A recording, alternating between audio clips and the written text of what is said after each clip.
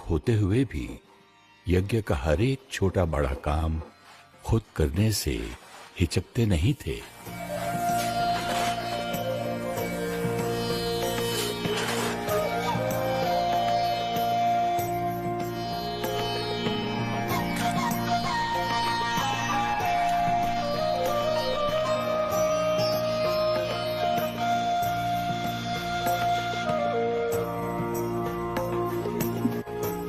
उन दिनों में बाबा बिल्कुल स्वीट साइलेंस में शिव बाबा की याद में खो जाया करते थे। इतना कि उन्हें आसपास होने वाला शोर या आवाज का कोई भान नहीं होता था। एक बार बाबा मग्न अवस्था में बैठे थे कि ब्रह्मा कुमारी कैलाश बाबा से मिलने मधुबन आई हुई थी। जब वो बाबा के कमरे में गईं, तो उन्हें बाबा के फरिश्ते स्वरूप के वाइब्रेशन अनुभव हुए। बाबा ने उन्हें देखते ही बोला, बच्ची, आप तो संदेशी हो, एक बार वतन में देख कर आओ कि वतन वाले बाबा और इस बाबा में कितना फर्क है। दरअसल बात कुछ वर्ष पहले की है, जब कैलाश बहन ने बाबा को बताया था कि सूक्ष्म वतन में जो आकारी ब्रह्मा बाबा हैं, वो बहुत सुंदर है, उनकी तो तुलना ही नहीं हो सकती। तब से बाबा ने भी खुद के पुरुषार्थ की तीव्रता को बढ़ा दिया था। बाबा के प्रेम पूर्ण आग्रह को आप लोगों को जो भी नए वर्ड्स लगते हैं ना, वो आपको अपने पास नोट करने हैं, ताकि आप वो वर्ड्स मुझे बाद में पूछ सको। ओके? क्योंकि ये मैं इंफॉर्मेशन देने के पहले आपको वीडियो सुना रही हूँ, तो कुछ कुछ वर्ड्स आपको हिंदी के होकर भी उसका मीनिंग नहीं समझेगा, हो सकता है, लेकिन 7 डेज कोर्स करने से बहुत सारे शब्द तो आपको समझ रहे होंगे।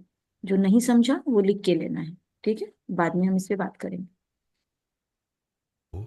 स्वीकार कर बहन वतन गई। जब वापस आई तो बोली, बाबा, वतन में तो आप ही थे। नहीं बच्ची, बाबा तो यहाँ है ना। बाबा वतन नहीं जा सकता, इसीलिए तो आपको भेजा। हाँ बाबा, लेकिन वतन में भी आप ही थे, एकदम ऐसे ही, लाइट ही लाइट, सुंदर ही सुंदर। बाबा ने सुना और धीरे से बहन को कहा, बच्ची, ये बात तुम्हें किसी को बतानी नहीं है। बाबा को भी अपने अव्यक्त होने के इशारे मिल रहे थे और अनेक अन्य आत्माओं को भी। पुष्पाल दादी जब मधुबन में इन दिनों में थीं, तो देखा कि बाबा और दो दादियां क्लास से बाहर आ रहे हैं।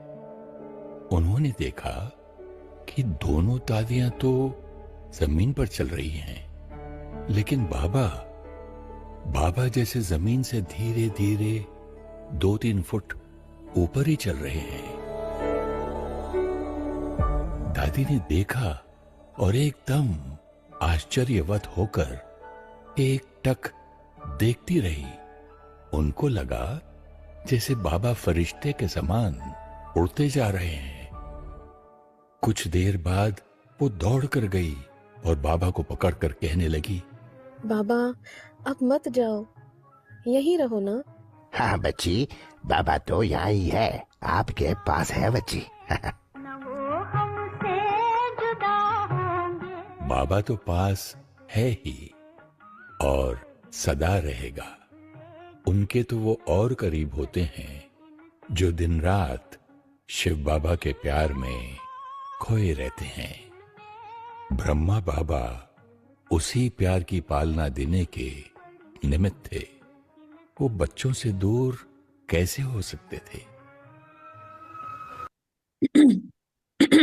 ये आपको यहाँ तक ही सुना के मैं ये शेयरिंग बंद करती हूँ और ये सारे लिंक्स मैं आपको भेज दूंगी। ओके? यहाँ पर अगर मैं ये लिंक डालूं तो क्या आप में से कोई ग्रुप में पोस्ट कर पाएगा? तो मैं अभी के अभी आप लोगों को मैसेज बॉक्स में सारे लिंक्स भेज देती हूँ। अगर आपको पॉसिबल है तो मैं यहाँ से ही लिंक शेयर कर देती हूँ मैसेज बॉक्स में, तो आपको फिर बाद में ग्रुप में डाल दो और फिर ग्रुप में से आप एक एक लिंक ये कर लेना। है पॉसिबल?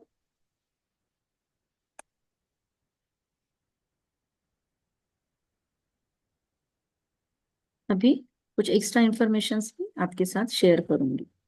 थोड़ा 1 सेकंड आप मुझे देना, 1 मिनट देना। ओके, किसी ने तो पोस्ट भी कर दिया, मैंने वेरी गुड। ये मैं वीडियो 1 वीडियो 2 ऐसे डाल रही हूँ। मुझे ऑनलाइन जो जो भी मिल रहे हैं ना, वो मैं आपके साथ शेयर करती जा रही हूँ। तो ये वीडियो आपने देखना है, और इसमें से कुछ भी क्वेश्चन आपके माइंड में है तो वो आपको मुझे बाद में पूछना है, ठीक है?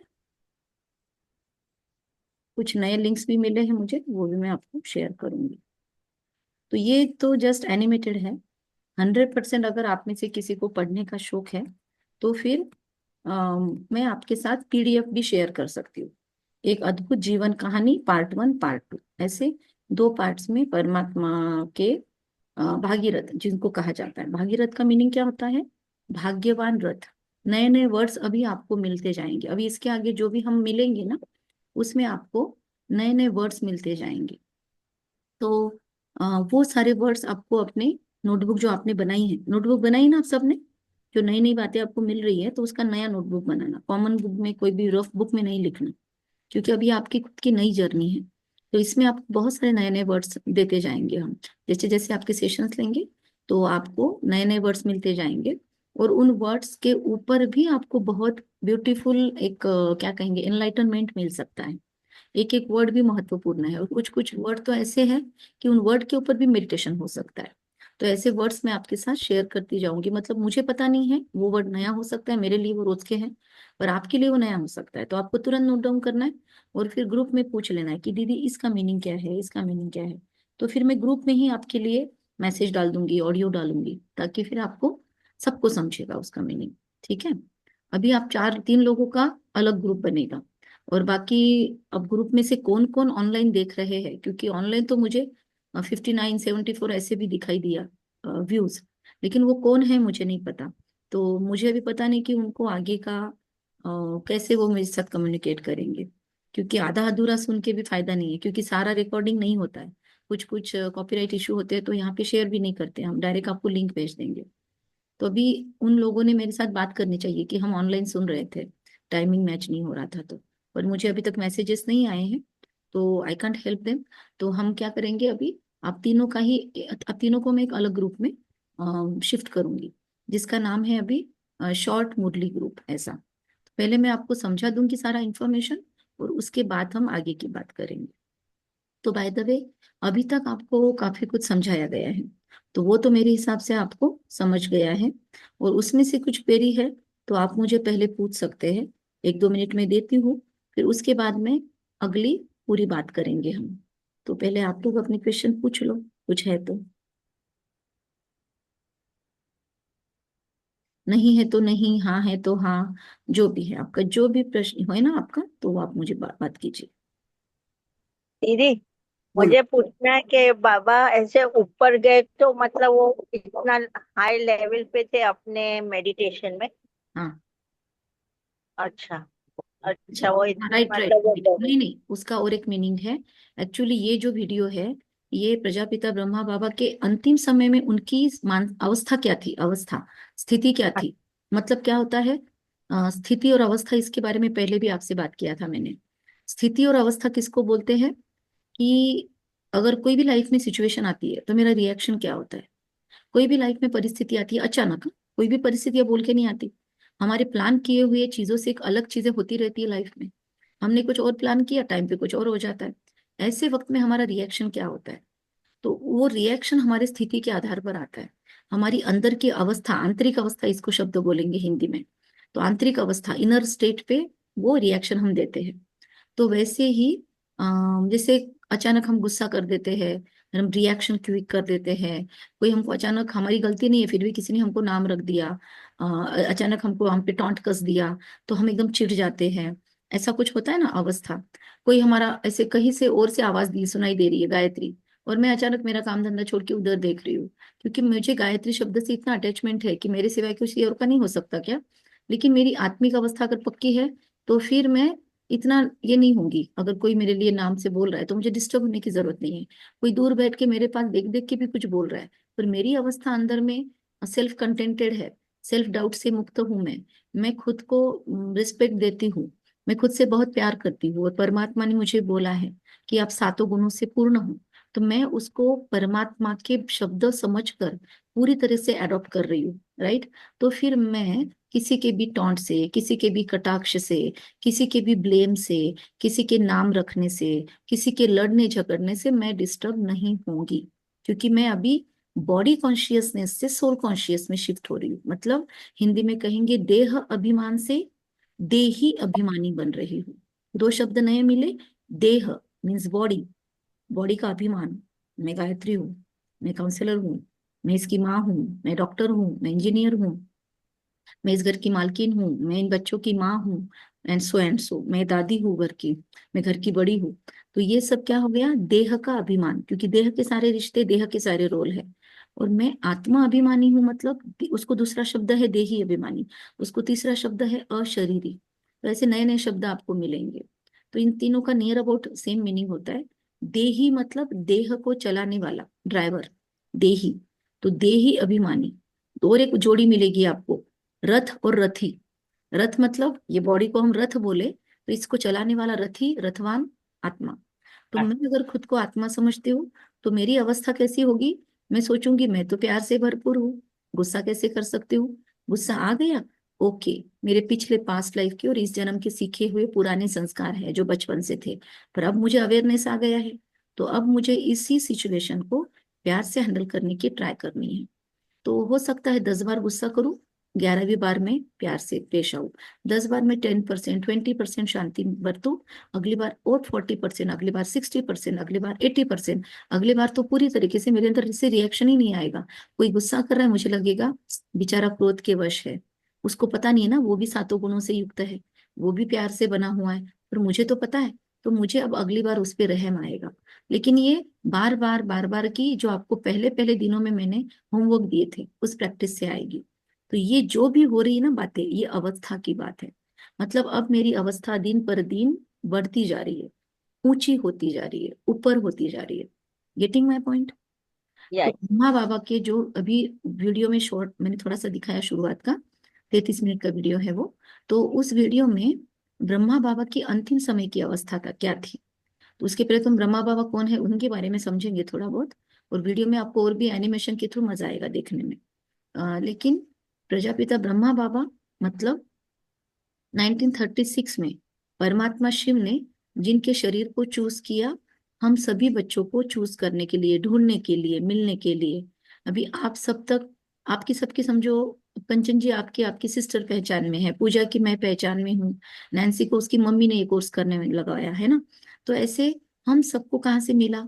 अब आपको लग रहा है गायत्री दीदी कितना अच्छा समझा रहे, पर गायत्री दीदी को पहले बहुत सारी बहनों ने सिखाया हुआ है, फिर वो बहनों को उनके पहले की बड़ी बहनों ने सिखाया हुआ है, उनके पहले बड़ी बहनों को जो आप वीडियो में सुन रहे थे, दादी दादी जिनको बोलते, मतलब जो छोटी छोटी बच्चियों के रूप में आई थी 1936 में, और जिन्होंने ये सारा ज्ञान अपने जीवन में धारण किया। और जैसे हम लोग घर में बैठ के सुन रहे, अपने घर के अपने रीति रिवाज, अपने जिम्मेदारियां निभाते हुए हम ये ज्ञान सुन रहे।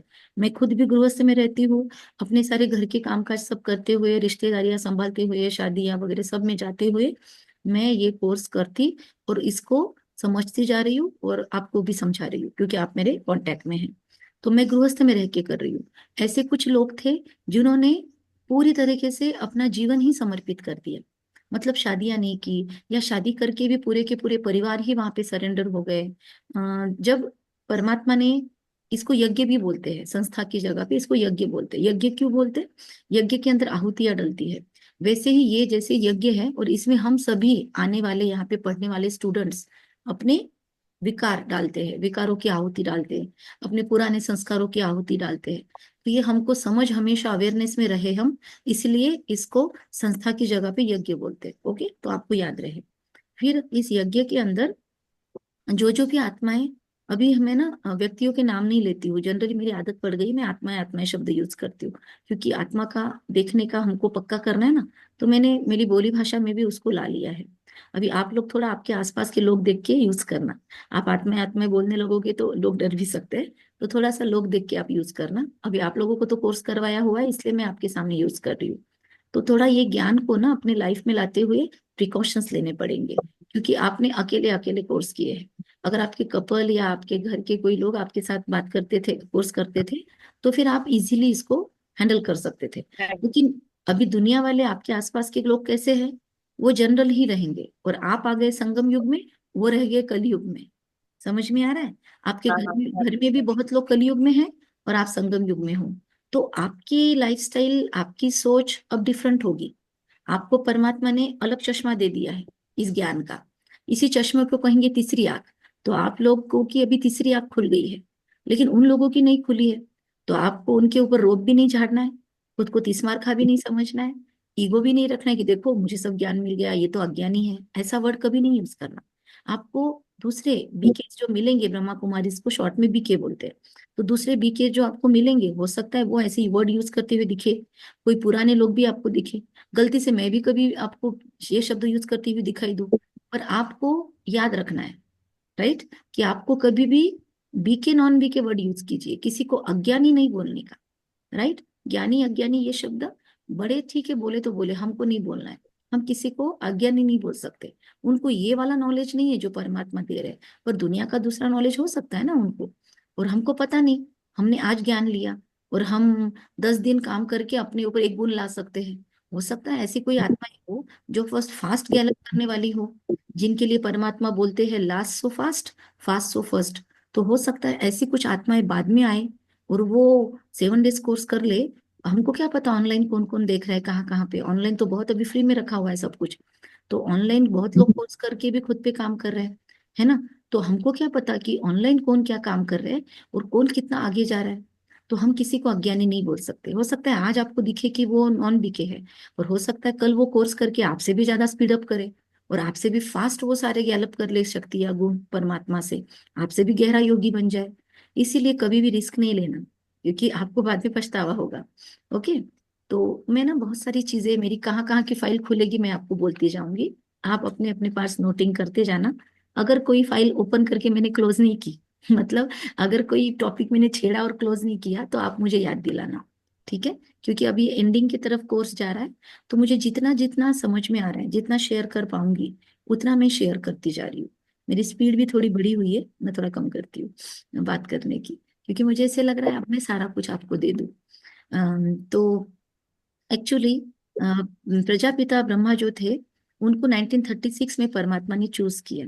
अभी उनकी स्टोरी ऐसी है, मैं आपको शॉर्ट में बता रही हूँ। इसके पहले बताई थी मैंने आपको, नहीं बताई ना? इसके पहले नहीं बताई ना? नहीं बताई थी दीदी। आई थिंक नहीं बताई इस नहीं कोर्स नहीं, में। स्टोरी नहीं बताई थी। हाँ ठीक है। तो प्रजापिता ब्रह्मा, ये बाद में उनको नाम दिया गया, लेकिन पहले उनका नाम दादा लेखराज था। और दादा हाँ ये बताया था, हाँ ये बताया था। हाँ, ये थोड़ा थोड़ा बताया था। तो दादा लेखराज जो थे, वो हीरो के व्यापारी थे, बहुत बड़े। और हीरो के व्यापारी होने के पहले 3 साल में, 3 साल में, एज में 3 या 5 साल, 9 साल की एज में उनकी माता जी शांत हो गई, मम्मी शांत हो गई उनकी। तो उनके पिता ने उनको संभाला। उनके पिता टीचर थे। और हमारे सभी समाजों में ना ऊंच नीच ऐसा मानते हैं ना, तो ऊंचे कुल कुछ को मानते हैं और कुछ को नीचे कुल मानते हैं। तो उनका जो कुल था ना, जिस कुल में उन्होंने जन्म लिया, उसको कहते हैं कृपलानी कुल। सिंधी समाज में कृपलानी कुल हाई माना जाता है। तो वो हाईएस्ट कुल में उनका जन्म हुआ। लेकिन घर की परिस्थिति साधारण थी। पापा उनके टीचर थे और बहुत ही वैल्यू से चलने वाले, एथिक्स से चलने वाले थे। उन्होंने फिर उनकी परवरिश की। और उनके पापा स्ट्रिक्ट भी थे। उनको उम्र के 15 साल में ही शायद बाहर काम करने के लिए, पैसा कमाने के लिए भेज दिया गया। क्योंकि सोचो आप, 1936 में अंग्रेजों का राज्य भी था, और इतनी अमीरी, मतलब भारत में हर एक के पास इतना पैसा नहीं होता था। और उनके पापा जानते थे कि इसको अभी आत्मनिर्भर करना जरूरी है। तो उनके पापा ने उनको बाहर गांव अपने दोस्त के पास कुछ कामकाज सीखने के लिए भेजा। तो उनके दोस्त के पास उन्होंने इतना ईमानदारी से और सच्चाई सफाई से, युक्ति युक्तता से काम किया, कि उनके दोस्त ने उनको बहुत जल्दी छुट्टी देकर 3-4 साल की सैलरी एक साथ दे दी। तो इतने होशियार थे दादा लेखराज। नाम क्या था? लेखराज। लेकिन वो छोटेपन में तो लेखराज ही नाम था, सिंधी में लखीराज बाबू भी उनको बोलते थे। लेकिन जैसे जैसे वो बड़े हुए और उन्होंने अपना रुतबा क्रिएट किया समाज में, लोग उनको दादा लेखराज बोलने लगे। दादा मतलब बड़ा भाई, मतलब एक हमने किसी को काका जी बोलते हैं, किसी को मामा बोलते हैं, ऐसे दादा लेखराज उनको बोला जाने लगा। तो उसके पहले भी बचपन से ही थोड़ा थोड़ा बताती हूँ मैं आपको। तो वो जैसे जैसे बड़े होने लगे तो उनको अपने कजिन भाई या चाचा की दुकान पे उनको जॉब उन्होंने किया, क्योंकि उनके कुछ सालों के बाद पापा की भी मृत्यु हो गई, तो अब वो अनाथ हो गए। तो ये बात मैं इसलिए बता रही हूँ कि एक ऐसा व्यक्ति, परमात्मा ने किसको चूज किया अपना माध्यम, तो ऐसा व्यक्ति जिन्होंने अनाथपना सहन किया। सोचो अनाथ बच्चे के साथ कैसे होता है, उसको कितना दुख होता है, माँ के बगैर वाला बच्चा। फिर उसके बाद पापा भी चले गए, पूरा ही अनाथपना, लोगों के पास जॉब करना, लोग कैसे ट्रीट करते हैं। तो वो क्या करते थे, उनके मन में कंपैशन एम्पैथी बहुत थी गरीबों के लिए। तो उनके भाई के साथ वो काम करते थे। तो वो ये राशन का दुकान होता है ना, तो वहां पे वो काम करते थे, तो उनको दया आती थी, तो वो क्या करते थे, लोगों ने 10 रुपए का, 10 रुपए दिए सपोज, तो वो 10 की जगह पे ना 12-13 रुपए का सामान दे देते थे। मतलब थोड़ा तराजू झुकता हुआ नाप देते थे। उनके भाई ने 1-2 बार देखा और उनको बहुत स्कोल्डिंग, डांट लगाई कि तू तो मेरा दिवाला निकाल देगा, तुझे दया वया करनी है तो तू तेरा कमा और तू तेरी दया कर, मेरी दुकान से दया धर्म मत कर तू। और ऐसा बोल के उनको अपमानित करके निकाल दिया दुकान से। फिर लेकिन उन्होंने दया नहीं छोड़ी। फिर उन्होंने क्या किया, अपना हाथ पर का पैसा कमाना शुरू किया, और फिर सिर के ऊपर बाजरी गेहूं ज्वारी ऐसे ले जाकर बेचना शुरू किया, और उसमें से जो पैसे आते थे उसमें से लोगों को दान पुण्य करना शुरू किया। मतलब बचपन में हाथ में कुछ भी नहीं था, फिर भी उनकी वृत्तियां दानी दानी वृत्ति थी उनकी। ठीक है, ये समझना है हमको कि क्या हमको सीखना है ब्रह्मा बाबा से। ब्रह्मा बाबा को यहाँ पे हम, मैंने पहले भी बताया आपको कि हल्दी कुंकू चावल ऐसे नहीं चढ़ाते, उनके पैर नहीं धोए कभी भी। मैं इतने सालों से 1992 से ज्ञान में हूँ, अभी तक मैंने कभी भी कोई दादियों के पैर नहीं धोए, किसी को गुरु मान के उनके पैर नहीं धोए, किसी को पैर पड़े भी नहीं, साष्टांग नमस्कार करने को यहाँ पे कोई नहीं बोलता है, क्योंकि यहाँ पे हर कोई ना खुद को परमात्मा का बच्चा मानते हैं। तो दादियां भी थी ना, अभी बूढ़ा होने के बाद लोग उनको पैर पड़ते थे, पूरा कोर्स नहीं किया और आ जाते थे माउंट आबू, तो उनको पैर पड़ते थे। अभी भी बड़े बहनों को लोग आके सेंटरों पे पैर पड़ते, क्योंकि आदत पड़ी है कि खुद पुरुषार्थ नहीं करना, लोगों को पैर पड़ना और उनके पुण्य खींचना, ये हमको आदत पड़ी है शॉर्टकट मारने की।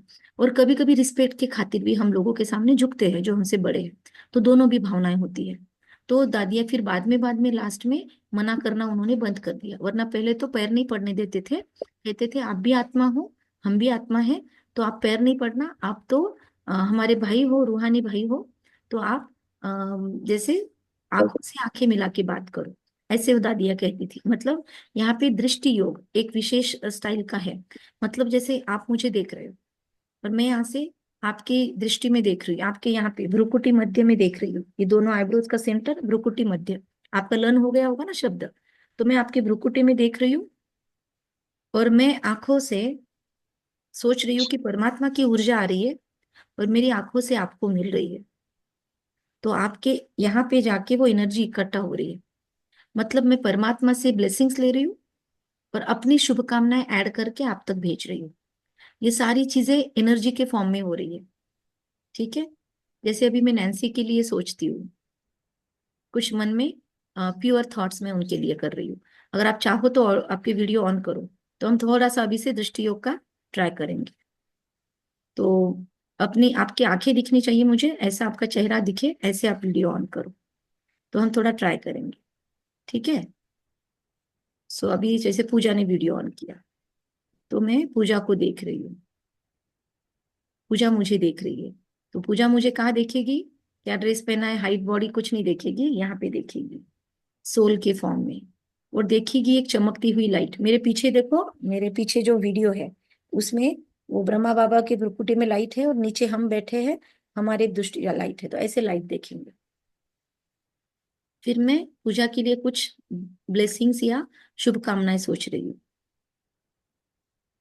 कि इसके लाइफ के सारे प्रॉब्लम्स फिनिश हो चुके हैं, इस आत्मा की बुद्धि के सारे ताले खुल चुके हैं, इस लाइफ के, इस आत्मा के जीवन का जो भी मकसद है, पर्पस है, वो इस आत्मा को रियलाइज हो रहा है। और वो आसानी से अचीव करने के लिए इस आत्मा को जो भी ताकत चाहिए प्यारे पिता परमात्मा इनको देना, इनकी लाइफ इजी हो जाए, इनके घर में खुशी आ जाए, ये खुद अपने घर में खुशियों का स्रोत बन जाए। तो मैंने 4-5 थॉट किए, ओके। और ये मैंने सोचा वैसे वैसे मेरे दृष्टि से एनर्जी पूजा ने कैच किया। तो यहाँ पे ब्रह्मा कुमारीज में एक सिस्टम था, अभी आजकल नई बहनें नहीं करती है, पुरानी बहनें, बड़ी बहनें, वरिष्ठ जो है वो कभी भी आपको मिलेंगी। अगर आपको चांस मिलता है, माउंट आबू आप जाते हो या आप सेंटरों पे जाना शुरू करते हो, तो वहां पे जो बड़े होते हैं ना, वो कभी कभी मेडिटेशन के बीच में आंखें खोल के मेडिटेशन करना सिखाया हुआ है यहाँ पे। तो वो आंखें खोल के अगर आप उनके चेहरे के पास देखोगे, तो अगर वो नजर घुमा रहे हैं मतलब वो दृष्टि दे रहे हैं। तो आप फिर आंखें खुली रख के उनके पास देखना, तो उनको ध्यान में आएगा कि इन्होंने कोर्स अच्छे से किया हुआ है, राइट। वरना कुछ कुछ लोग ऐसे देखते, तुम लोग हमारे पास क्यों देख रहे हो, ऐसे ऐसे इधर उधर देखते हैं। तो ऐसे डरने की बात नहीं है, इसको दृष्टि योग बोलते हैं। अभी नैन्सी के पास देखेंगे, अभी सब लोग नैन्सी के पास देखेंगे, ओके। मैं नैन्सी को स्पॉटलाइट करती हूँ। तो ये एक आपको एक एक्सपेरिमेंट के रूप में दे रहे हैं। अभी सब लोग नैन्सी के भ्रुकुटी के मध्य में देखेंगे। नैन्सी मुझे देख सकती है, सोचेंगे ये कितनी शुद्ध और पवित्र आत्मा है, इसके भाग्य का सितारा कितना शाइन कर रहा है, ये कितनी डिवाइन एनर्जी है। इसको बुद्धिवानों की बुद्धिवान परमात्मा की डायरेक्ट टचिंग आ रही है। और ये जो भी पढ़ाई पढ़ रही है उसके लिए इसका इंटेलेक्ट बहुत ही शार्प बनता जा रहा है, इसका चरित्र बहुत ऊंचा बन रहा है। ये आज के समाज में इसके एज के सभी पीढ़ी के लिए आदर्श युवा बनती जा रही है। ये इनकी एज के सभी युवा कन्याओं के लिए एक शक्ति स्वरूपा बनती जा रही है। ये हमेशा सुरक्षित रहे, परमात्मा का सुरक्षा कवच इन्हें हमेशा मिलता रहे। हो गया। फिर सोचेंगे परमात्मा की लाइट इनको हमारे थ्रू मिल रही है। अभी हम अभी आपका अभी करेंगे कंचन जी के लिए, ठीक है। तो आपको मजा आएगा इसमें। यस कंचन जी। अभी इनकी भ्रुकुटी दिख रही है, चेहरा नहीं दिख रहा है पूरा, तो ठीक है। ऐसे रखेंगे आपके सामने तो आपका चेहरा दिखेगा हमको। अभी ठीक है। सोचेंगे ये कितनी महान आत्मा है, इनके अंदर कितने दिव्य गुण हैं, इनके मस्तक में कितना सुंदर सितारा सितारा चमक रहा होगा। भले दिखता नहीं है इन आंखों से, पर इनके अंदर भी कितनी शुद्ध आत्मा है।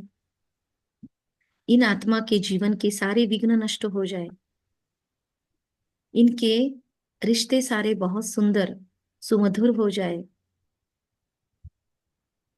इनके आचरण में बहुत दिव्यता आए, कि इनको देखकर लोग सीखे कि डिवाइन सोल किसको कहते हैं, डिवाइन लिविंग किसको कहते हैं।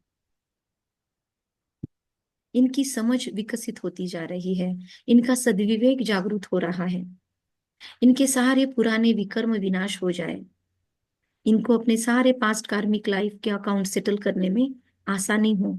हमारी ओर से बहुत सारी शुभकामनाएं, ये आत्मा स्वीकार करे। फील करेंगे परमात्मा शिव बाबा की लाइट्स इन पे जा रही है। और इस तरीके से हमने ये दृष्टि योग किए। समझ गए आपको सबको? तो इस तरीके से वो पहले दृष्टि योग करते थे। ठीक है। तो बाय द वे, ठीक है वॉट एवर। तो फिर तो ये दृष्टि योग पहले की दादियां वगैरह भी करती थी, राइट। और ये सब चीजें ब्रह्मा कुमारीज में आई ना, वो कहाँ से आई? तो परमात्मा पिता शिव ने वो आदत लगाई थी। अभी मैं आपको कुछ पूछना चाहती हूँ, आपको मैं शिव बाबा बोलती हूँ, कुछ बोला किसी ने?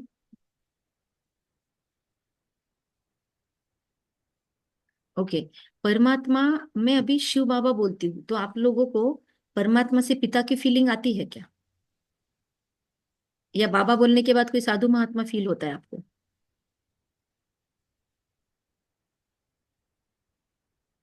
फील होता है? यस और नो?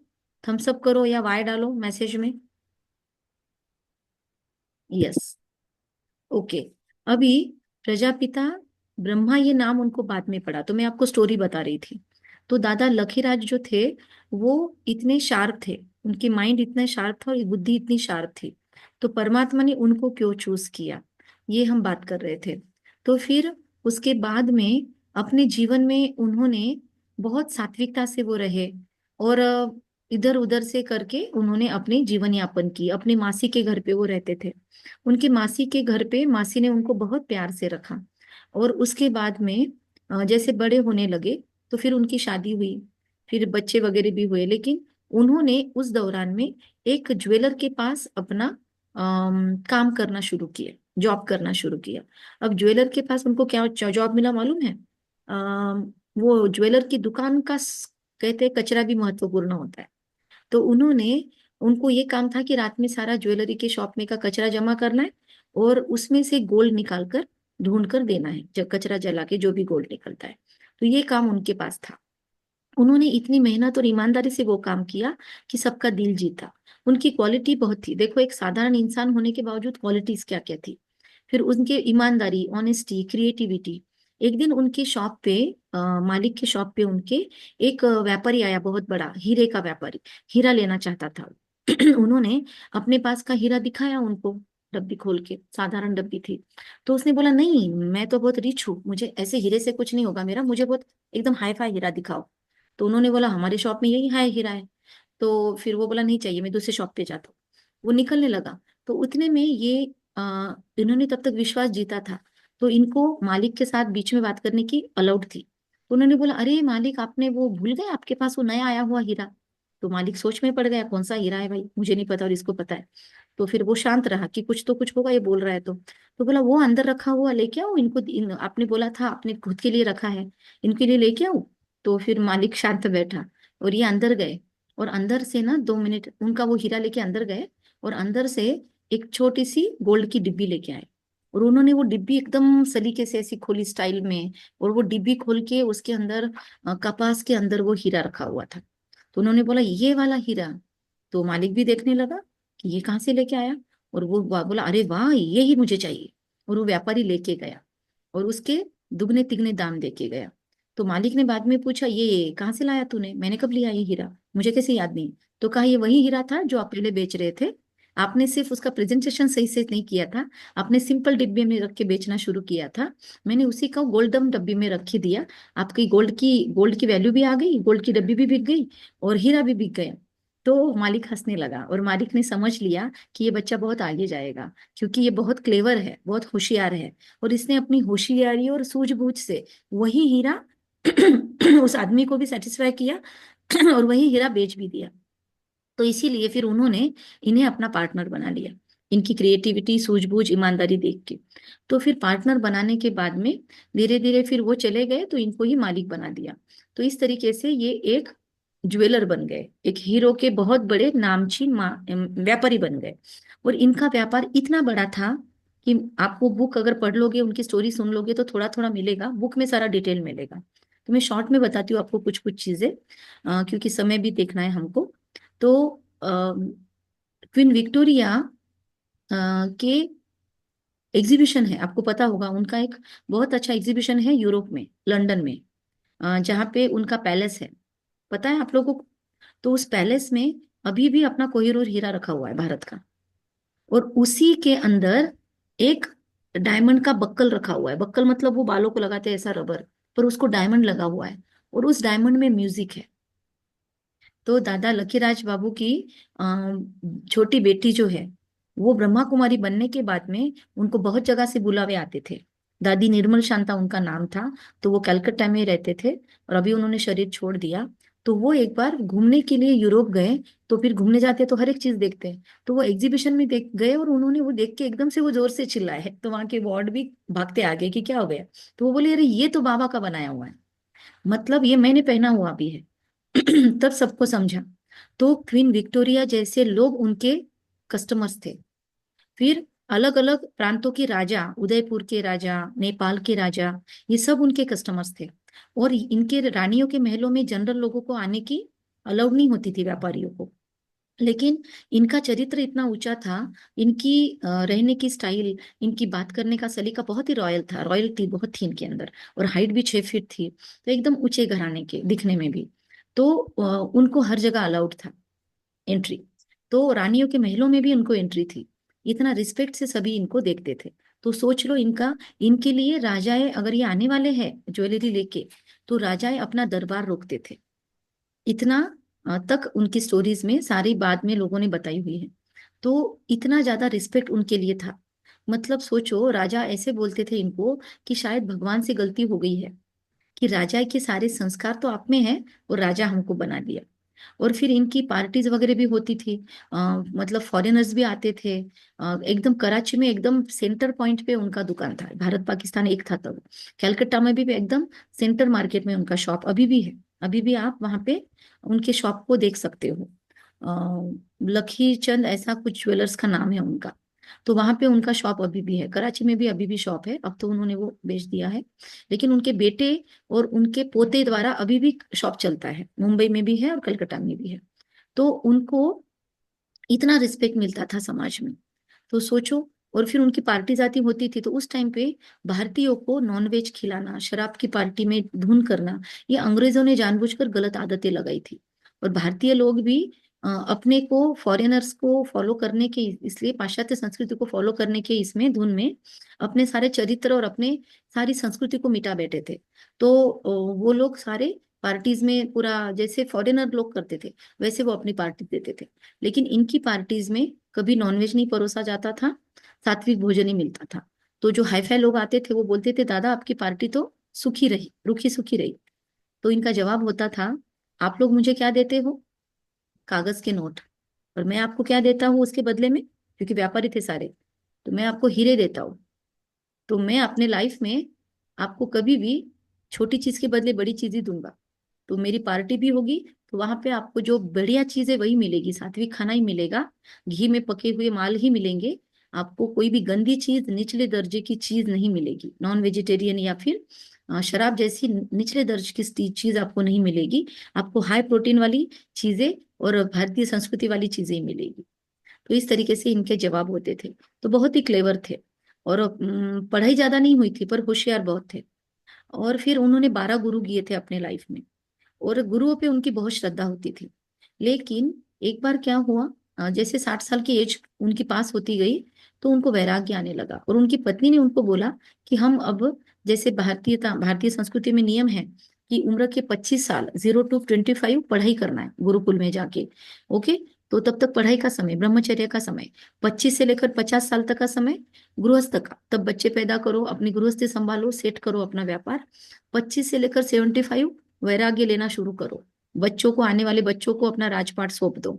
और 75 के बाद में घर बार छोड़ के जंगलों में निकल जाओ और संन्यास ले लो या फिर दीक्षा ले लो। ऐसा रूल होता था। तो 4 धर्म माने जाते थे। गृहस्थ धर्म के 4 पाड़ाव होते थे। बचपन, युवा, और फिर बाद में वानप्रस्थ, और उसके बाद में संन्यास। तो फिर 60 साल की एज हो गई है हमारी, तो हम तीसरे फेज में आ गए हैं। अब हमको ये छोड़ देना चाहिए, बिजनेस वाइंड अप करना चाहिए, बच्चों को देके हम निकल जाते। तो उनको दादा लिखराज ने बोला नहीं नहीं। यशोदा उनकी पत्नी का नाम था। उन्होंने कहा नहीं, मुझे थोड़ा सा और कमाना है 2-3 साल। तो उन्होंने माना नहीं। पत्नी ने उनको वैराग्य दिलाने की कोशिश की। लेकिन उन्हीं दौरान इनके अंदर में भक्ति भावनाएं बहुत थी। तो इन्होंने गीता को बहुत अच्छे से रट रट लिया था। गीता बहुत कंठस्थ थी इनको। और बच्चों को भी ऐसे संस्कार डाले थे कि जब तक घर में सुबह आप एक कोई पाठ नहीं पढ़ोगे गीता का, तब तक दूध नहीं मिलेगा सुबह का। तो ऐसे बच्चों को भी उन्होंने धर्म से जोड़े रखा। तो बच्चों को भी ये संस्कार थे। लेकिन गुरुओं के भी बहुत रिस्पेक्ट करते थे। घर में सत्संग चलते थे उनके। तो गुरुओं को वो गुरु का बुलावा काल का बुलावा मानते थे। घर में बड़े बड़े फंक्शंस भी हो और अगर गुरु का ट्रंक कॉल आ गया, पहले ट्रंक कॉल आते थे, तो तुरंत निकल गए। घर का सारा क्या पीछे करेगी, वाइफ कैसे संभालेगी, इतने लोग घर पे गेस्ट आने वाले। फिर भी उन्होंने कितनी बार गुरु का ट्रंक कॉल आया तो निकल गए। और जाके देखा गुरु ने क्यों बुलाया। तो गुरु ने बोला उनका एक चेला जो है वो जो सट्टे का व्यापार होता है ना, उसमें वो फंस गया है, उसका बहुत लॉस हो गया है, तो आप उसका लॉस भर के दीजिए। तो उनको लगा कि गुरु ने चेलों को सच्चा मार्ग दिखाना चाहिए ना कि सट्टाबाजी सिखाना, मतलब में रहना सिखाना चाहिए। तो अगर ये गुरु ऊंचे है तो इन्होंने इस व्यक्ति को सट्टेबाजारी से मुक्त करना चाहिए था, व्यसनों से मुक्त करना चाहिए था। और मैं इनको अपना गुरु मान रहा हूँ। तो तब से फिर उनका गुरुओं से विश्वास थोड़ा कम होने लगा। लेकिन वरना पहले तो वो एकदम काल का बुलावा मानते थे गुरु को। फिर धीरे धीरे उनको गीता के पाठ जो करते थे वो, तो उसमें से ना जो योग के बारे में बोला जाता था, तो वो उनके अंदर में उत्कंठा थी कि परमात्मा को प्राप्त कैसे करूं, कहीं ना कहीं से कोई ना कोई मुझे मिले, इसीलिए उन्होंने गुरु किए थे कि ये नहीं तो वो गुरु मुझे भगवान से मिलवाएगा। लेकिन उनकी वो आशा पूरी नहीं हो रही थी। बहुत पढ़ते थे, बहुत वेद शास्त्र सारे तीर्थ कर लिए थे, पुण्य भी बहुत करते थे, पर वो परमात्मा मिलन की प्यास उनकी पूरी नहीं हो रही थी। और आपके जैसे 7 डेज कोर्स भी उनको नहीं मिला, ठीक है। तो वो तो भटक रहे थे, अंदर से मन से भटक रहे थे और काम कर रहे थे। तो बहुत बार शांति में जाके ना, जहाँ इसमें बैठ जाते थे बाग बगीचे में, फिर या तो एक चर्च था उनके वहां पे, उसके नजदीक एक बगीचा था, वहां बैठ जाते थे।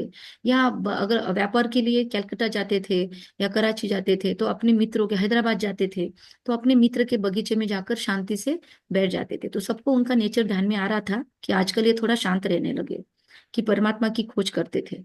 तो उनकी बातें भी वैसी होती थी। और विष्णु जी से इतना प्यार था उनको कि विष्णु जी के फोटोज उनके ड्रॉअर में होते थे, गले में दुकान के, उनके सोने के तकिए के नीचे होते थे, उनके जेब में होते थे।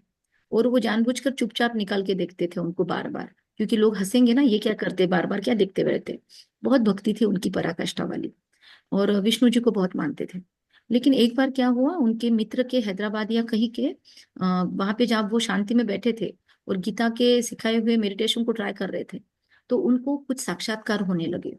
अब मेरे साक्षात्कार की सीक्वेंस आगे पीछे हो सकती है, बुक में आपको एग्जैक्ट मिल जाएगा, लेकिन जितना याद आता है उतना आपको शेयर करती हूँ।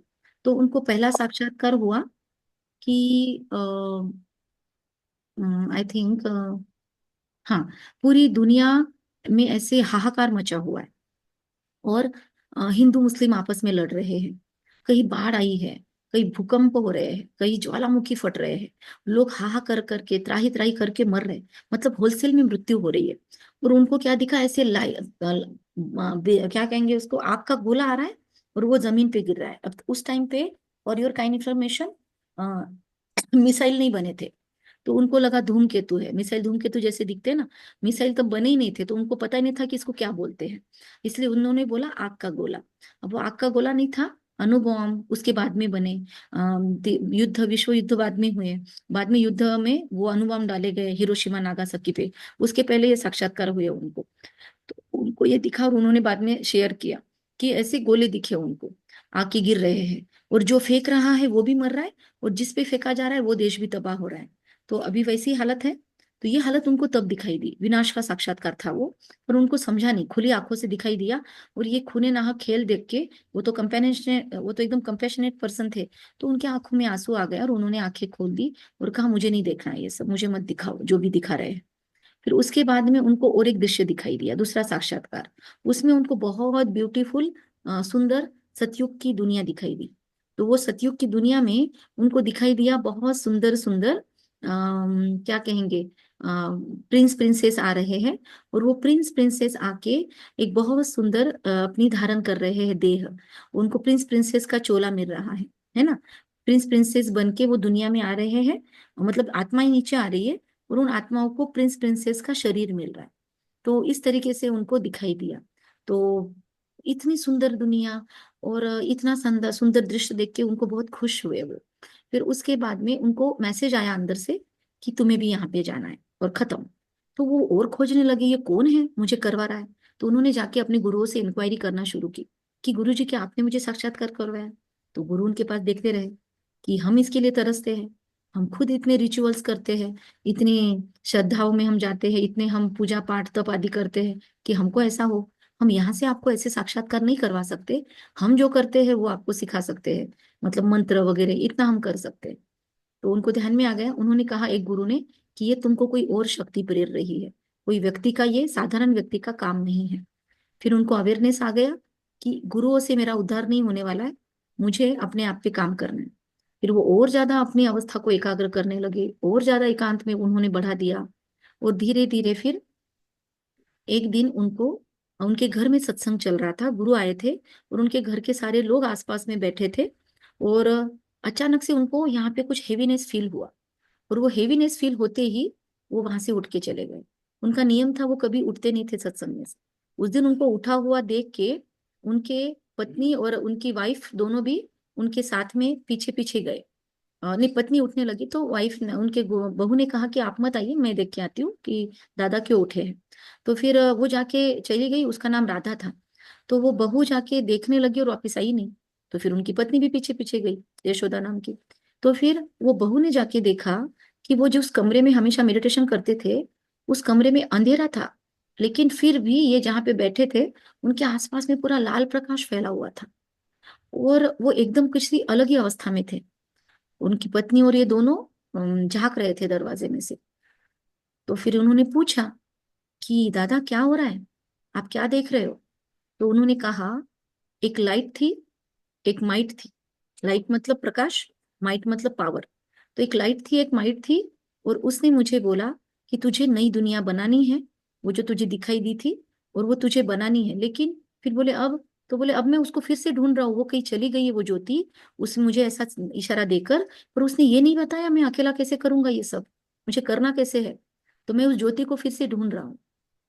और फिर उसके बाद में फिर से वो लाल लाइट, और फिर से उनके मुख से 3 शब्द उच्चारण हुए, निजानंद स्वरूपम शिवोहम शिरोहम। मतलब मैं आनंद स्वरूप शिव हूँ, प्रकाश स्वरूपम शिवोहम शिवोहम, ज्ञान स्वरूपम शिवोहम शिवोहम। ये 3 वाक्य उच्चारण किए गए, और वो आवाज अलग थी। मतलब उनके मुख से कोई और शक्ति बोल रही थी। और ये चर्चा, क्योंकि उनके रिश्तेदार आए हुए थे सत्संग में, तो ये सब जगह फैल गई कि कुछ साक्षात्कार हुआ है, कुछ तो भी हुआ है। तो उसके बाद में वो खुद ही सत्संग लेने लगे अपने घर में, और रोज वो ज्योति आने लगी और उनको कुछ नया नया नॉलेज देने लगी। और फिर वो नॉलेज वो रोज बैठकर सबको समझाने लगे। तो ये एक नई एनिमेशन मूवी है। मुझे अगर उसका लिंक मिलता है, अगर वो आ गई है यूट्यूब पर, तो आपको शेयर करूंगी। उसमें वो पार्ट है। मतलब पूरी कहानी का ना कोई ऐसी मूवी नहीं बनी हुई है, ये छोटे छोटे ट्राई करके छोटे छोटे बनाए हुए हैं, तो आपको 4-5 देख के पूरा अंदाजा आएगा। तो और बुक पढ़ के आपको विजुलाइज करते आएगा, बुक में पूरा ओरिजिनल है। सो फिर उसके बाद में वो सत्संग शुरू हुआ, और उसके अंदर जो जो भी लोग आते थे वो सिर्फ ओम की धुनी लगाते थे, क्योंकि वो गीता को बहुत अच्छा पढ़ते थे, और गीता में ओमकार को बहुत महत्व दिया गया है। तो तब ये आप जैसे 7 डेज कोर्स कर रहे हो, ये तो था नहीं। तो ओमकार में बैठना है, और ओमकार करते हुए साक्षात्कार, ओमकार करते हुए बॉडी वहीं पे, और आत्माएं सारे लोग ना, कोई कृष्ण को देखता था, कोई कृष्ण के साथ खेलता था, रास रचाते थे, खड़े होके डांस करने लगते थे एकदम धुन में। हिप्नोटिज्म में कैसे होता है वैसे। और ये भी बाबा भी एकदम धुन में लग जाते थे। तो एकदम ऐसे चलता था वहां पे। ऐसे 7 डेज कोर्स वगैरह कुछ नहीं होता था। तो ये चर्चा सब तरफ फैलने लगी। तो छोटे छोटे बच्चों को सब लोग भेजने लगे कि वहां पे गया तो साक्षात्कार होता है, ओम मंडली में गए तो साक्षात्कार होता है, क्योंकि वहां पे ओम की धुनी लगती थी तो उसको ओम मंडली बोलने लगे। और फिर बहुत लोग आने लगे उनके पास, उनका सत्संग दिन पर दिन बढ़ते गया। फिर धीरे धीरे परमात्मा आकर अपना नॉलेज बोलता गया। पहले परमात्मा ने बोला आत्मा है आप, शरीर नहीं है। और आत्मा ना ऐसे बिंदु वगैरह नहीं बोला, समझेगा नहीं ना, क्योंकि तब तक हम लोगों के पास सिर्फ शास्त्र थे। अब तो बहुत एनिमेशन वगैरह हो गए तो हम देख सकते हैं। तो सोचो उस टाइम की मानसिकता क्या होगी। तो उनको बोला ये अंगूठा है, यहाँ पर रखो और फील करो यहाँ पर आप आत्मा हो, प्रेस करो। और ऐसे ही लोग मेडिटेशन करते थे। फिर उसके बाद में धीरे धीरे ज्ञान को और प्यूरिफाई करना परमात्मा ने शुरू किया। जैसे जैसे लोगों का प्रैक्टिस बढ़ने लगी, फिर परमात्मा ने बोला अंगूठे जैसे नहीं, आत्मा एकदम स्टार जैसी है, दिए के ज्योत जैसी है, अब उस पे फोकस करो। तो ऐसे ज्ञान में क्लैरिटी आती गई। और फिर धीरे धीरे ये जो आप लोगों को 7 डेज के पिक्चर दिखाए हमने राजयोगा के, ये बाद में साक्षात्कार में उनमें से कुछ बच्चियों को दिखाई दिए, और वो नीचे आके बताती गई। और फिर पेंटर्स को बुला के वैसे पेंटिंग करवाया गया।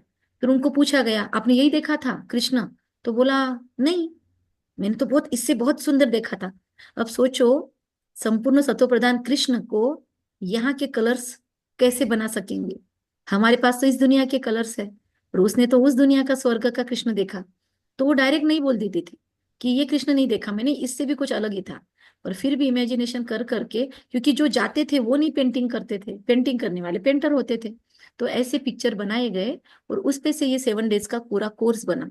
और फिर इस कोर्स को लोगों को समझाना शुरू हुआ, लेकिन उसके पहले सिर्फ ओम की धुनी। तो ये बेसिक बेसिक बहुत शॉर्टकट मैंने आपको बताया। ओके। और इसमें कुछ चीजें छूटी है तो मैं याद करती हूँ। अम, हाँ, 1936 से ये काम शुरू हुआ। फिर उसके बाद में क्या हुआ, परमात्मा ने अपना नॉलेज देना शुरू किया। तब ना लेडीज को बहुत दबा के रखा जाता था। और यहाँ पर परमात्मा ने बोला कि माताओं कन्याओं को ही मेरा ये ज्ञान दुनिया के कोने कोने में फैलाना है कि आपका पिता परमात्मा इस दुनिया में आ चुका है, जिसने गीता में वचन दिया था वो अपना वादा अभी निभा रहा है। तो आप लोग आओ और अपना अधिकार लो, अपने पिता से अपना अधिकार लो, वर्षा लो। वर्षा ये शब्द आपको बार बार सुनने को मिलेगा। वर्षा मतलब वारसा हक। तो भगवान हमारा बाप है, तो वारसे हक में क्या मिलेगा? जो भी भगवान के पास है वो सब कुछ मिलेगा। हम जो 7 गुणों के बने हुए हैं उसका वो सागर है, जो हमने देखे थे ना 32 गुण, तो वो सारा कुछ हमको मिलना चाहिए। तो वो सभी बच्चों को मेरे ज्ञान दो कि वर्षा लेने के लिए अपने पिता के पास आओ। अभी लोग आते थे, उनको क्या दिखता था? ब्रह्मा बाबा। और ब्रह्मा बाबा के अंदर कौन आता था? शिव बाबा। अब यहाँ पे ना वो भूतों की तरह झूलते थे, ना कुछ और होता था। ब्रह्मा बाबा की आवाज भी चेंज नहीं होती थी। तो कब शिव बाबा आया और कब ब्रह्मा बाबा आया, ये कुछ लोगों को ही समझता था जो बहुत दिनों से। लेकिन लोगों को फिर ब्रह्मा बाबा बूढ़ा दिखता था, उसके अंदर आई हुई परमात्मा की ज्योत, ये बहुत कम लोगों ने फील किया। लेकिन ऐसे लोग फिर क्या कहे, लोग आकर उनके पास समर्पित होने लगे, मतलब पूरा सरेंडर करने लगे कि हमें आपके पास ही रहना है, हमें ये दिन भर इसी ज्ञान योग में रहना है। तो फिर धीरे धीरे उन्होंने अपना बिजनेस वाइंड अप किया। उनको इशारा मिला कि अब आपको बिजनेस वाइंड अप करना है। तो उन्होंने अपने पार्टनर को चिट्ठी लिखी कि हमको ये बिजनेस वाइंड अप करना है, तो आप वाइंड अप करो और जो भी हिसाब होता है दे दो। तो उनके पार्टनर ने थोड़ी धोखाधड़ी की। उनके पार्टनर ने क्या किया, ये ट्रेन में चढ़ के गए अपने पार्टनर के वहां पे और कहा तुम सारा हिसाब करके रखो, जो भी आप करोगे मुझे विश्वास रहेगा, मैं लेके चला जाऊंगा। पार्टनर को मालूम था इनका स्वभाव कैसा है। तो पार्टनर ने क्या किया, अब इनकी बहुत पहचान थी, तो हीरे तो यही बेच सकते थे, पार्टनर की पहचान नहीं थी। तो पार्टनर ने बोला कैश में रखूंगा, हीरे आप रख लो। और पार्टनर ने क्या किया, सारी ज्वेलरी स्टॉक इनको दे दिया। अब जबकि ये आध्यात्म के मार्ग में, ये कहा व्यापार तो करने वाले नहीं थे, लेकिन इनको दे दिया हीरे और खुद रख लिए पैसे, और थोड़ा सा उसमें धोखाधड़ी भी की। तो इनके घर के सब लोगों ने बोला कि आप ऐसा क्यों कर रहे हो। इनके बच्चों ने उनपे मतलब ये किया, चिड़चिड़ होती है ना घर में, कि आप ऐसा क्यों कर रहे हो, नुकसान कर रहे हो, पीछे की पीढ़ी का तो सोचो, वगैरह वगैरह। लेकिन ब्रह्मा बाबा, ये दादा लेखराज जो थे, उनको परमात्मा ने नाम दिया, आध्यात्मिक नाम, कि पुराना नाम सुन के तुमको अपना वो रुतबा, वो रॉयल्टी, वो सब याद आएगा। तो उनको नाम दिया गया प्रजापिता ब्रह्मा, कि आपको सारी प्रजा का पालन करना है, दुनिया के हर बच्चे को आपको अपना परमात्मा का बच्चा बनाना है, और आपको उनकी माँ बनकर उनको पालन पोषण देना है। अब सोचो, एक पुरुष जिसने इतना सब राज्य बनाया अपना, उसको माँ बोलने का और उसको अपनी पत्नी बोलना, ये परमात्मा ने जानबूझकर गेम किया कि उनके अंदर से पुरुष का जो पुरुष ये था ना, मतलब बॉडी कॉन्शियसनेस, अभिमान, ईगो खत्म हो जाए। और उनको बोला गया तुम्हारे नाम में ही क्या है, ब्रह्मा, बृहद माँ, कल बताया था इसके बारे में। तो आप बेहद की माँ हो, 1-2 बच्चों की नहीं, आप अपने 4-5 बच्चों की माँ नहीं हो। तो आप क्यों, सारी दुनिया की माँ बनना है, सबको दुनिया को प्यार देना है। परमात्मा तो खुद के गर्भ से बच्चों को नहीं पैदा कर सकता ना, तो परमात्मा आपके मुख से बच्चों को अडॉप्ट करेगा, बच्चे बच्चे बोलकर। तो ऐसे अडॉप्टेड मदर आप हो सबकी। ऐसे उनका एक आध्यात्मिक नाम रखा गया, प्रजापिता ब्रह्मा। तो फिर उन्होंने ट्रेन में बैठ के लेटर लिखा उस अपने क्या कहेंगे पार्टनर को भी और अपने घर वालों को भी, कि अलिफ को अल्लाह मिला, बे को मिली झूठी बादशाही, आई तार अलफ को हुआ रेल का राही। अब इसके डबल मीनिंग है। अलफ को अल्लाह मिला, मतलब जो भगवान को ढूंढ रहा था उसको भगवान मिल गया, और जिसको पैसों का मोह था उसने अपना हिस्सा रख लिया, क्योंकि उनको समझ तो गया ना, होशियार तो बहुत थे। तो उनको ये तो समझ गया कि पार्टनर ने क्या चालाकी किया, पर उसने वहां पे कोई ऑब्जेक्शन नहीं लिया, कोई कोर्ट केस नहीं किया, लेकर निकल गए। लेकिन उनको ये समझ गया, और पार्टनर को ये समझ में आ जाए कि मुझे समझा है, इसके लिए उन्होंने लेटर लिख दिया कि बे को मिली झूठी बादशाही, बादशाही लग रही है तुझे वो, लेकिन वो झूठी है, मुझे तो ये सच्चा लग रहा है भगवान का प्यार, और हुआ रेल का राही। तो अब मैं मेरे सफर पे निकला हूँ आध्यात्मिक, ऐसा उसका मीनिंग था। घर पे भी तार आई, उधर भी आई। तो घर वालों को समझ गया कि ये वैराग में है, तो अब इनको ऑब्जेक्शन नहीं लेना है हम लोगों को, और घर वालों ने भी स्वीकार किया। उसके बाद ये सारा जो था, घर का जो भी था, वो सब उन्होंने अपना घर भी बेचा, और फिर उसमें से एक बड़ा घर लिया, और ये जो लोग समर्पित होने लगे थे इन सबको अपने घर में रखा, इन सबका पालन पोषण किया। करीबन 480 या कुछ लोग उनके पास रहते थे। सोचो, इतने लोगों का रोज का खाना, इतने लोगों के रोज के नाश्ते, इतने लोगों के रोज के पालन पोषण। तो घी भी पिलाया सबको, क्योंकि ये तो रॉयल घर के थे, तो घी भी पिलाया, माल ड्राई फ्रूट्स भी खिलाए। तो बहुत दिनों तक इन्होंने पालन पोषण किया। और बहुत लोगों को मालूम था कि यहाँ पे सब फ्री में मिलता है, तो वैसे भी भावना से आए कुछ, वो कुछ सच में भगवान के प्यार से भी आए। जैसे आश्रम में सभी प्रकार के लोग होते हैं, सभी सेवादारी नहीं होते, कुछ अलग अलग वृत्तियों से भी आ जाते हैं, तो ऐसे वहां पे आए। फिर धीरे धीरे क्या हुआ, लोगों में विरोध बढ़ने लगा, क्योंकि इनकी बेटी की शादियां भी अच्छे घरों में हुई थी, लेकिन एक बेटी की शादी इन्होंने टीचर के साथ की थी, एकदम सिंपल, इतने बड़े रिच थे ये, लेकिन उन्होंने वो बेटी को अच्छी लाइफ मिले, सात्विक घर मिले, इसलिए वो टीचर सात्विक था, इसलिए उनसे शादी किया। तो ऐसे अच्छे घर के देख के दिए, लेकिन पैसा नहीं, अच्छा घर मतलब संस्कार अच्छे।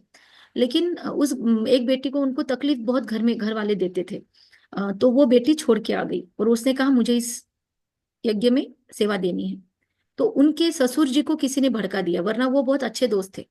तो उनके ससुर जी को किसी ने भड़काया, वो गांव के मुखिया थे, कि देखो ऐसा है वैसा है, यहाँ पे स्त्रियों माताओं को आगे कर रहे हैं, अब हमारी स्त्रियां हमारी नहीं सुनेगी, पहले तो हम उनको जुतियों की तरह रखते थे, एक पत्नी मर गई तो दूसरी करते थे, और मतलब वेश्याओं के पास भी जाना शुरू हो गया, क्योंकि भारतीय लोगों को उस टाइम पे व्यापारियों को व्यापार करने के बहाने उनको लालच देके अंग्रेजों ने विदेश में ले जाना शुरू किया, और वहां पर उनको वेश्याओं के पास जाना, नॉन वेज खिलाना, ऐसे गलत उनके चरित्र बिगाड़ कर वापस भेजना शुरू किया।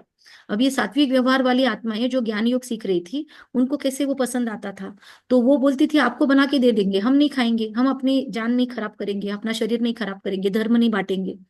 तो उनको मारने लगे, बहुत लोग मारपीट होने लगी, और इस सब के कारण कुछ लोगों ने फिर अपना घर छोड़ के आए, और कुछ के तो पूरे परिवार के परिवार यहाँ पे समर्पित हो गए, माता पिता सब। तो ऐसे इन लोगों को सबको संभाला। फिर कहते हैं ना, परमात्मा को भी लोग परखते हैं, तो बहुत लोगों ने विरोध भी किया, क्योंकि स्त्रियों को परमात्मा ने आगे किया, ये पुरुष प्रधान संस्कृति में लोगों को सहन नहीं हुआ।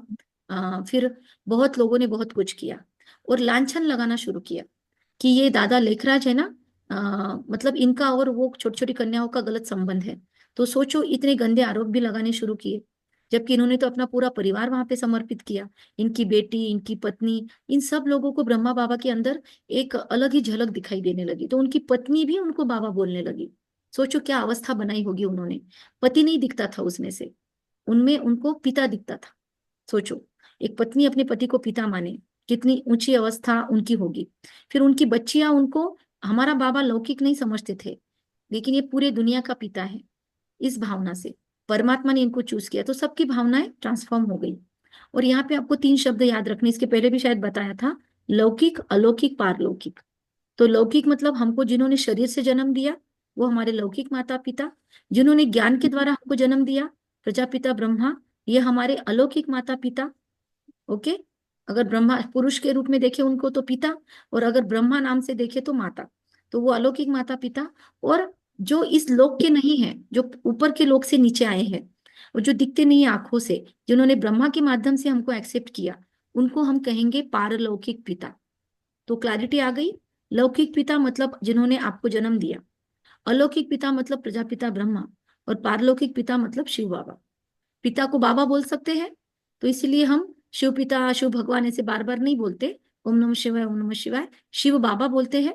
और ब्रह्मा बाबा को भी पिता की भावना से, रिस्पेक्ट से ब्रह्मा बाबा बोलते हैं, साधु सन्यासी गुरु के रूप में बाबा नहीं बोलते। ठीक है, ये क्लैरिटी के लिए इतना सब बताया। अभी इसके आगे की स्टोरीज आपको मिल जाएगी यूट्यूब पे, मैं जो शेयर करूंगी आपके साथ लिंक। अभी मेन मेन चीजें बतानी है आपको।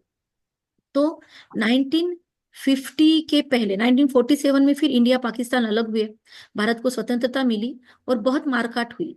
और तब ये जो यज्ञ था ये कराची में था, क्योंकि उनका वहां पे घर था, तो उन्होंने वहीं पे, सब इजी था उनको। तो वहां पे बहुत मारकाट आदि चल रही थी। लेकिन तब परमात्मा ने जो साक्षात्कार करते थे, जो मेडिटेशन में ट्रांस में जाते थे, उनके थ्रू मैसेज भेजा, और वो मैसेज लाने वाली को कहते थे संदेशी। संदेशी, अभी भी आपने देखा ना वीडियो में कि संदेशी बच्ची तुम जाओ और देख के आओ वहां पे कौन सा ब्रह्मा बाबा है। तो ऐसे वो ट्रांस में जाके मैसेजेस लाती थी परमात्मा से कुछ कुछ चीजों के लिए। तो ब्रह्मा बाबा को साक्षात्कार, मतलब ब्रह्मा बाबा ट्रांस में नहीं जाते थे, ये जाते थे। मतलब ट्रांस मतलब एक अलग स्टेट होती है, कि यहाँ पे रहते हुए मैसेजेस लेके आना यूनिवर्सल एनर्जी से, सुप्रीम पावर से। तो वो संदेशियों के थ्रू मैसेज आया कि आपको अभी भी वही रहना है। तो देखो, पाकिस्तान में मुस्लिम्स के बीच में मारकाट इतनी हो रही थी, फिर भी वहां पे इनको रखा और ये सब लोग सेफ रहे। और तब ब्रह्मा बाबा ने किसी भी बच्चियों को, जब लड़कियां ज्यादा थी उनके पास, लड़के भी थे, बॉयज भी थे, गर्ल्स भी थे, लेकिन गर्ल्स को बाहर नहीं आने दिया। 14 ईयर्स तक गर्ल्स को बोला आप बस तपस्या करो, योग करो, अपनी अवस्था को ऊंचा करो, क्योंकि उनको शायद अंदर में विजनरी थे वो, उनको अंदर में पता था कि आगे इन कन्याओं माताओं को ये ब्रह्मा कुमारी के सेंटर संभालने हैं, और वो भी पुरुष प्रधान संस्कृति में, जहाँ पे लोग स्त्री को सिर्फ भोगने की वृत्ति से देखते हैं, वहां पे इनको अकेले के दम पर सब कुछ चलाना है। तो अकेला प्रजापिता ब्रह्मा कुमारी ईश्वरी विश्वविद्यालय ऐसा विद्यालय है या ऐसी संस्था है जो स्त्रियों के द्वारा संचालित है। इसके सारे हेड अभी तक आप देखोगे ना हिस्ट्री में जाके, तो लेडीज ही है।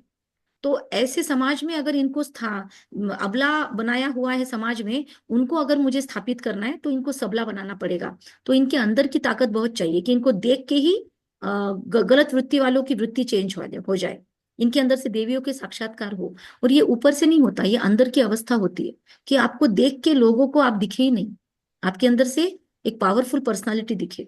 तो 14 साल तक इन लोगों ने तपस्या की। सोचो 1947 से लेकर 50 तक तो बहुत बहुत ही खराब समय था, लेकिन 1936 से लेकर 1950 तक 14 ईयर्स तक इन कन्याओं माताओं को परमात्मा ने तपस्या करवाई। और प्रजापिता ब्रह्मा बाबा ने सारा देखा काम, बाहर की सब्जियां लाना है, कर्फ्यू होता था तो सारे भाई लोग बाहर का काम करते थे, लेकिन अंदर में कुछ को रसोई की जिम्मेदारी और कुछ को मेडिटेशन की जिम्मेदारी। तो रसोई के अंदर भी बर्तन मांजने की जिम्मेदारी अपनी बेटियों को भी इन्होंने दी। अब इनकी बेटियों ने कभी यहाँ से वहां ग्लास भी नहीं उठाया था, इतने नौकर थे हाथ में। तो दादी वो निर्मल शांता ने अपनी स्टोरीज में सुनाया कि मुझे एक बार बर्तन मांजने की सेवा दी, और उनको कफ का प्रॉब्लम था, दमा का प्रॉब्लम था, और दमा के पेशेंट्स को इतने ठंडी में कभी भी ठंडे पानी में काम करने के लिए बोलते नहीं है। पर ब्रह्मा बाबा ने जानबूझकर उनकी टेस्ट लेने के लिए कि इसको अभी भी मैं इसका बाप लगता हूँ लौकिक में, या ये परमात्मा के रूप में, परमात्मा के रथ के रूप में मुझे देखती है, तो चेकिंग किया। तो उन्होंने कहा मैंने एक बार भी ना नहीं बोला, इतना बड़ा पतीला था तो मांजूंगी कैसे मैं, तो पहले गोल गोल घूमकर मांज लिया, और फिर अंदर में जंप करके अंदर जाके बैठी और गोल गोल घूम के मांजा। ब्रह्मा बाबा देखने आए कि कहाँ है, तो देखने लगे तो गायब है। तो मतलब काम चुरा के भाग गई है क्या? तो बोला नहीं, मैं तो पतीले के अंदर हूँ। तो जाके देखा तो वो अंदर थी और अंदर जाके मांज रही थी। तो कहा बेटी आप पास हो गई। फिर उसके बाद में वो सेवा नहीं दी उनको, दूसरी सेवाएं दी जिसमें उनका कफ कोल्ड न बढ़े, लेकिन एक बार उनकी एग्जाम जरूर ली। राइट। तो ऐसे उनकी बहुत सारी एग्जाम्स हुई। तो ये जब जब क्लासेस आप सुनते जाओगे तो आपको समझते जाएगा, इतने कम समय में सारा तो नहीं बता पाऊंगी, लेकिन इंपॉर्टेंट इंपॉर्टेंट चीजें। फिर 1950 में परमात्मा का फिर से संदेश आया कि अब आपको पाकिस्तान छोड़ना है, भारत भगवान की कर्मभूमि है, आए भारत में भगवान, तो भारत में ही परमात्मा को अब अपना आगे का कार्य करना है, तो अभी आपको भारत में चले जाना है सबको लेके।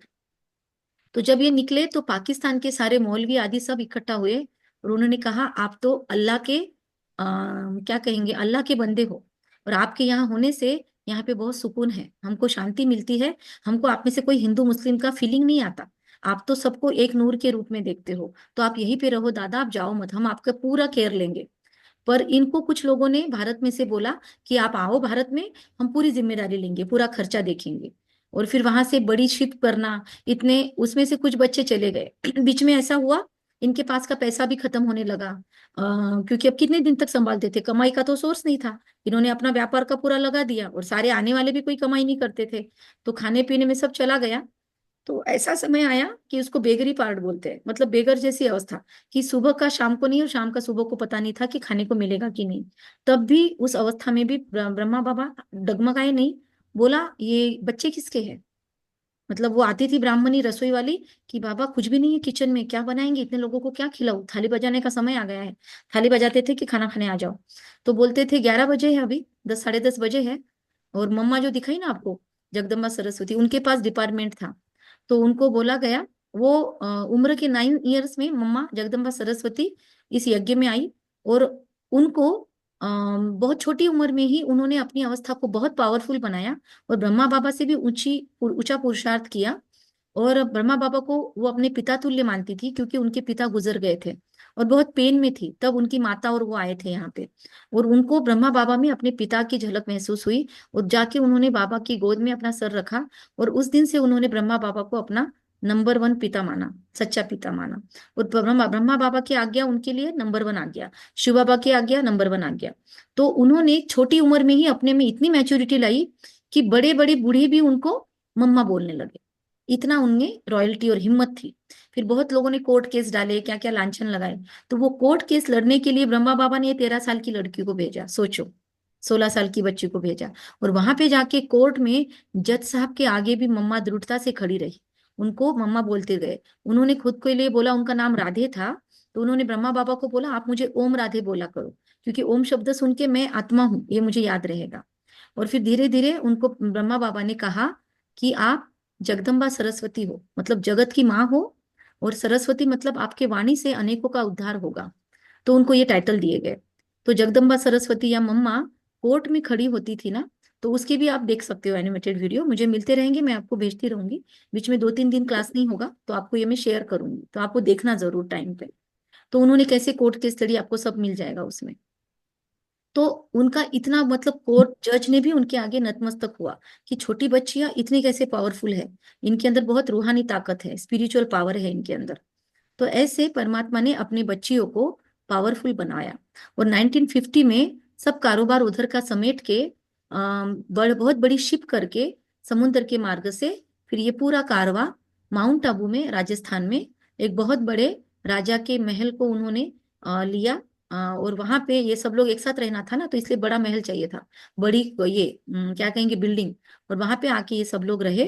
अभी तो वहां पे ये बन गया है, होटल बन गया है। लेकिन तब उन्होंने रेंट पे या बिकत जो भी था लिया, और वहां पे ये सब लोग रहने लगे। लेकिन जिन लोगों ने भारत में इनको विश्वास दिलाया था कि हम खर्चा करेंगे, वो लोगों को किसी ने भड़का दिया और वो मुकर गए। और आने के बाद फिर ये बेगरी पार्ट भी आया। लेकिन उस वो भी भगवान के बच्चों की परीक्षा थी। लेकिन ब्रह्मा बाबा इतनी ओल्ड एज में थे, सोचो 60 साल के साल में उनको भगवान मिला। 1950 में वो इधर से इधर शिफ्ट हुए, तो उनकी एज तो बढ़ती जा रही थी और माउंट आबू की इतनी ठंडी थी। फिर भी 92 के एज में भी, एज तक भी परमात्मा ने ब्रह्मा बाबा के पूरे रथ को यूज किया। उनके द्वारा जो जो ज्ञान दिया गया वो टाइपराइटर के थ्रू टाइप भी किया गया। और बाद में नया नया टेप आया था, टेप रिकॉर्डर में टेप भी किया गया। और आज उसमें से अभी आपको थोड़ा आवाज सुनाई दिया होगा वीडियो में, वो ओरिजिनल ब्रह्मा बाबा का वॉइस है। तो वो ध्यान से सुनेंगे ना तो ही सुनाई देगा, क्योंकि उसमें से पॉज निकाल दिए गए हैं, थोड़ा उसको स्पीड बढ़ा दी गई है, तो एकदम क्लैरिटी से ध्यान में नहीं आता। पर वो सिलेक्टेड उतने ही है, अब तो वो नहीं है, तो अपने पास उतना ही है। और जो बोला गया था मुंह से, तो वो टाइपराइटर से टाइप किए हुए 5-6 साल की मुरलियां, उसको मुरली बोलते हैं। तो वो 5 साल के ही प्रवचन परमात्मा के हमारे पास ईश्वरीय महावाक्य अवेलेबल है। बाकी के कहाँ गए? तो बाकी के इन दादियों ने अपनी डायरिया भर भर के रखी थी इतने साल तक, 14 साल तक। और जो सारा ज्ञान था वो बहुत सारा टाइपराइटर में टाइप करके निकला था। लेकिन जब इधर आना था तो इतने लोगों का लगेज, और लोगों ने अपना सब सामान दे दिया था, उन्होंने उनको गिफ्ट किया था कि आपको वहां जाके दिक्कत ना हो। तो इतना सब लगेज और इतने सारे लोग इस शिप में बैठना, तो वो शिप के ओनर ने बहुत ज्यादा सामान के लिए नहीं बोल दिया। और लोगों को तो नहीं छोड़ सकते थे, तो वजनदार जो चीजें थी वो छोड़ना पड़ा। और उनको सबको फिर ब्रह्मा, वो लोग तो छोड़ने को तैयार नहीं थे, वो ज्ञान के बेसिस पे सब चलते थे।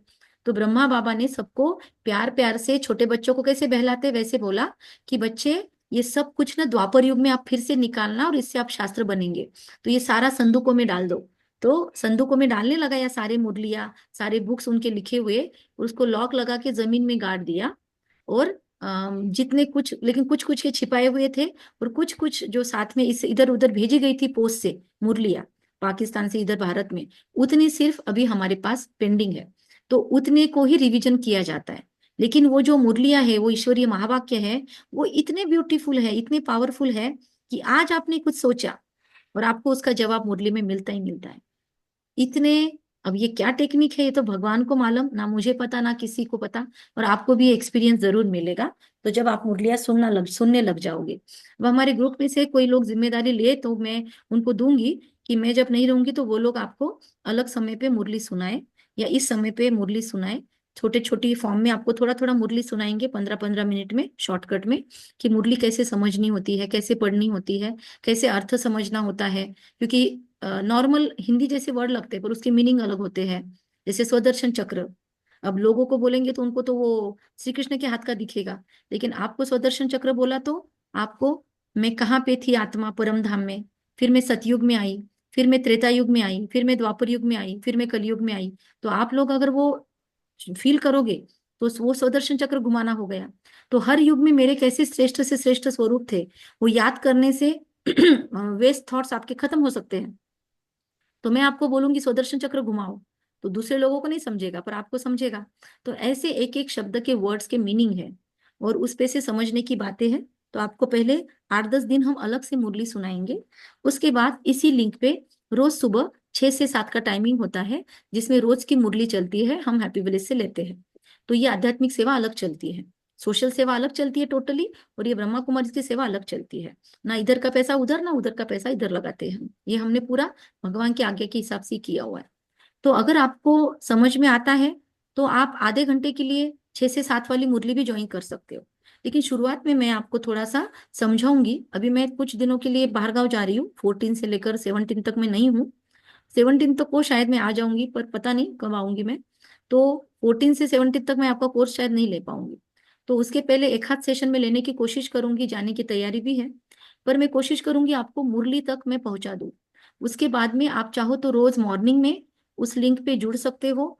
जितनी मुरली समझी समझ लो, जो नहीं समझा नोट्स ले लो, कंफ्यूजन होता है लिख लो। मैं बाद में आपकी स्पेशल सेशन लेके आपकी क्वेरीज को रिजॉल्व करती रहूंगी, और आपको अभी मैं उस ग्रुप में शिफ्ट कर दूंगी।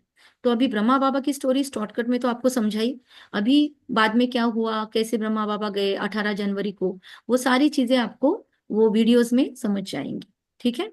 तो लेकिन इतना समझने की बात है कि परमात्मा ने ये कार्य जो चलाया, तो उनको भी लोगों ने विरोध किया, और अब सारी दुनिया में बोलबाला है। तो अब सारे लोग नाम लेते हैं ब्रह्मा कुमारी, इसको बहुत आइडियल फॉर्म में मानते हैं, क्योंकि सिस्टर शिवानी ने एक अलग जगह पे ले जाके पहुंचाया है ब्रह्मा कुमारी के ज्ञान को, बहुत लोगों तक पहुंचाया है। दादियों ने अपनी अवस्था से इतना पावरफुल बनाया है उस स्थान को, माउंट आबू को, जहाँ पे परमात्मा ने अपना कार्य किया। सोचो भगवान ने जहाँ पे आके अपना कार्य किया, 1950 से लेकर 2015 तक परमात्मा की मुरलियां वहां पे चलती रही, और 1969 तक ब्रह्मा बाबा के थ्रू परमात्मा ने अपना कार्य किया। तो उस जगह के अपना ही महत्व है।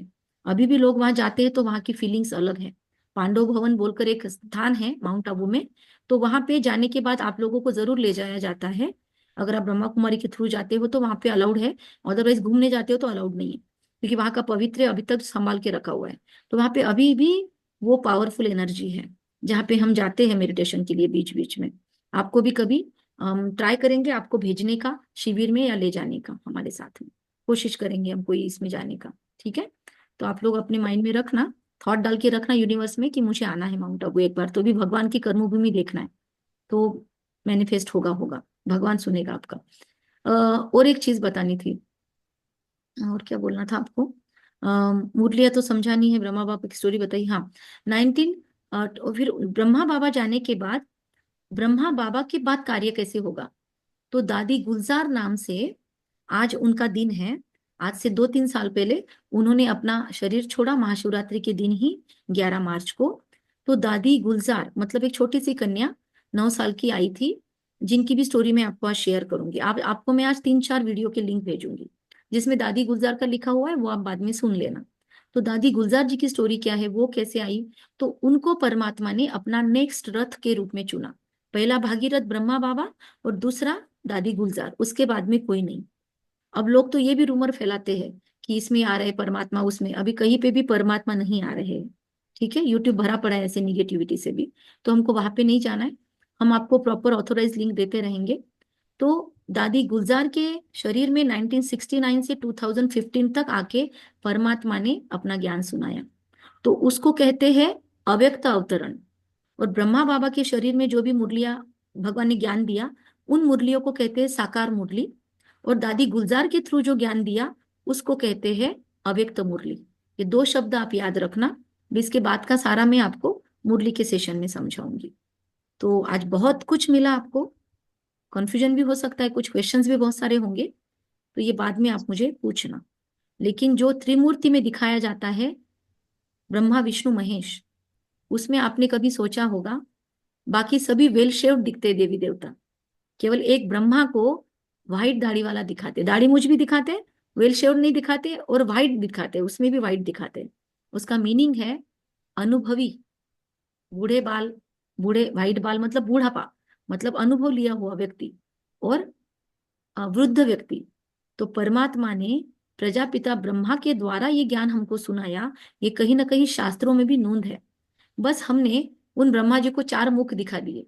उसका मीनिंग ये है कि उसी ब्रह्मा ने अपने जीवन से सब कुछ समर्पित करके, ऐसा ब्रह्मा जिसके हाथ में वेद भी है, जिसने खुद ने अपने लाइफ में वेद शास्त्रों को पढ़ा, बहुत भक्ति भी की है ना, माला भी है, और उन्हीं ब्रह्मा के थ्रू परमात्मा ने अपना ज्ञान दुनिया में चारों ओर फैलाया।